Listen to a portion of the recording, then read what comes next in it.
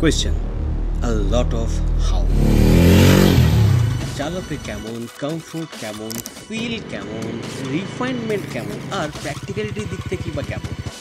Yes, we are talking about the all-new Bajaj NS 400Z. এখন সময় চলে এসেছে প্রত্যেকটা কোয়েশ্চেনের আনসার খোঁজার।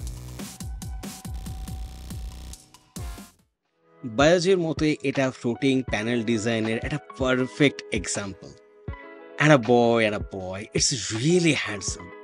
ডেফিনেটলি এটা দেখতে NS 200 এর মতো, বাট আরেকটু মাস্কুলার, আরেকটু শার্পার ফ্রন্ট ফেয়ারিং এর মধ্যে LED headlight, the brightest one in the market, and G এর মতো ডিআরএল একটা ফাঙ্কি লুকস প্রোভাইড করে। টেল ল্যাম্পটাও NS এর মতোই, যদিও সারপ্রাইজিংলি হুইল বেসটা NS 200 এর থেকেও 20 মিলিমিটার ছোট। পেন্ট কোয়ালিটি অসম্ভব ভালো এবং স্কিনের ডিজাইন NS সিরিজের মতো ফ্ল্যাশি হলেও ডিপ ডাউন এই বাইকটার অনেক কিছু কিন্তু ডমিনারের মতো। Same looking glass, same steel perimeter frame, 43 millimetre USD fork আর 373 সিসির ইঞ্জিন, যেটা সেম 8800 RPM এ 40 PS ম্যাক্স পাওয়ার আর 6500 RPM এ 35 নিউটনমিটার পিক টর্কটা প্রডিউস করে। তবে 174 কেজি ওয়েট হওয়ার জন্য একটু অ্যাডভান্টেজ ওভার ডমিনার এটা কিন্তু পেয়ে যাচ্ছে। এক্সটেনশনযুক্ত 12 লিটার বেস মাস্কুলার ফুয়েল ট্যাঙ্কটা NS 200 এর থেকে ডিস্টিংটিভ একটা অ্যাপিয়ারেন্স বাইকটাকে প্রোভাইড করছে। আন্ডারবেলি এক্সস্টের ফিনিশটা আরেকটু বেটার করা যেতে পারত।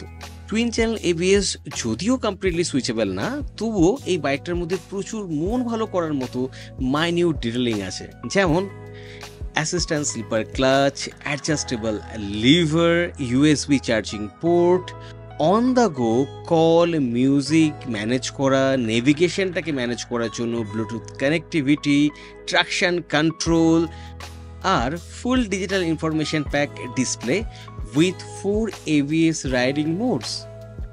Less weight, larger rear pocket, prefix power mapping এর জন্য বাইকের পাওয়ার ডেলিভারিটা ডমিনারের মতো রিল্যাক্সড না।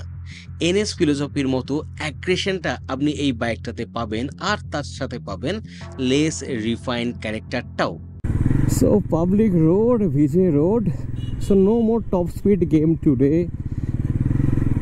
যেটা বাইকটা চালিয়ে বুঝছি literally it can take you up to 150, তার জন্য স্ট্রেচ রাস্তা দরকার।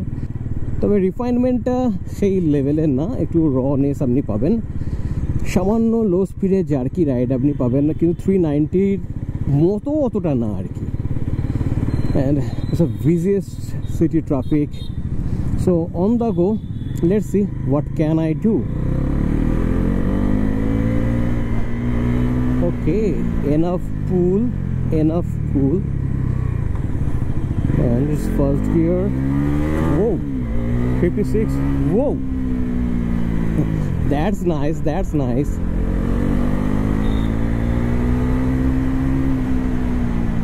Whew.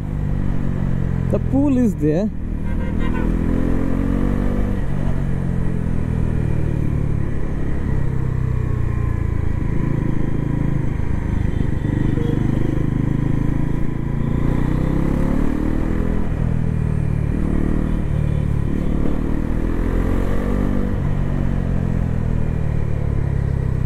That's all. টপ এন্ডে গিয়েও আপনি হতাশ হবেন না, তবে সেই পুলিং পাওয়ারটা আপনি পাবেন না, সেই স্ট্রেসটা আপনি পাবেন না। তবে মিড রেঞ্জে যে পাঞ্চটা আপনি পাচ্ছেন সেটা কিন্তু ফাটাফাটি বস, কোনো কথা হবে না। জাস্ট থ্রটলটা ওপেন করুন and it's ready to go. ও থরলি সিটি ট্রাফিককে ইজিলি আপনি ট্যাকেল করে বেরোতে পারেন। হ্যান্ডলিংটা যথেষ্ট light. You will definitely enjoy this bike in the busiest time of city. আর যে জিনিসটার আমি একদম মস্ত বড় ফ্যান নই এই গাড়িটা, সেটা হচ্ছে টায়ার সেটআপটা। It's quite depressive. মানে কর্নারিংয়ের সময় বলুন বা টপ স্পিডের সময় বলুন, সেই যে অ্যাটাচমেন্ট যেটা একটা বাইক থেকে আপনি এক্সপেক্ট করেন, সেটা এই বাইকের টায়ার সেটআপটা থেকে আপনি কিন্তু পাবেন না। ইঞ্জিনটার গরম হওয়ার টেন্ডেন্সি থাকলেও হিট ম্যানেজমেন্টটা বেশ ভালো। Clutch, 6-speed gearbox, pace smooth এবং easy to live with. Brake is good, but again it could be better. Riding পোস্টারটাও মিক্সড, রিল্যাক্সড এবং স্পোর্টিনেসের মাঝে beautifully settled. 168mm sufficient ground clearance যুক্ত বাইকটার সাসপেনশনটাও মিক্সড ক্যারেক্টার যুক্ত। ফ্রন্টেরটা তুলনামূলকভাবে সফট, রেয়ার একটা স্টিপ, ফলে কম্পোজ রাইডের সাথে ছোটোখাটো আনইভেননেসকেও বেশ ভালোভাবেই এটা হ্যান্ডেল করে নেয়। তবে মনে রাখতে হবে ছোটোখাটো। হ্যান্ডেলিং বেস লাইট আর এনজয়েবল, বাট কর্নারিংয়ের সময় বা হাই স্পিড রাইডিংয়ের সময় 140 সেকশনের এই টায়ারটা আপনার কনফিডেন্সটা কিন্তু অতটাও সাপোর্ট করবে না। In a real life, depending on your riding style, আপনি 24 থেকে 32 কিলোমিটার পার লিটারের ফুয়েল এফিসিয়েন্সি এই বাইকটা থেকে এক্সপেক্ট করতে পারেন। So after riding this bike, what I felt, definitely এটা বেশ একটা ভালো bike in terms of performance, in terms of handling, in terms of quality, riding quality actually. তো সব মিলিয়ে মিশিয়ে ডেফিনেটলি একটা গুড প্রোডাক্ট। আর ডমিনার 400 এর সাথে এর প্রচুর শেয়ারিং রয়েছে, সেম ইঞ্জিন, সেম চ্যাসি, কিন্তু তারপরেও ডমিনার 400 থেকে এর ক্যারেক্টারটা একটু আলাদা। আপনি এখানে মিড রেঞ্জ অব্দি ছুটিয়ে পারফরমেন্স এটাকে এনজয় করতে পারবেন। টপ এন্ডে গিয়ে আপনি হতাশ হবেন না, তবে টপ এন্ডের পারফরমেন্সের স্ট্রেচটা ডমিনার 400 মতো নয়। কম্পিটিটার এর কিন্তু খুব কম। কেন কথাটা বলছি? এটা সম্পূর্ণ রকম বেস করে বলছি এর প্রাইসটা। যে প্রাইসে বাজাজ এই 400cc বাইকটাকে অফার করছে সেটা আনবিটেবল।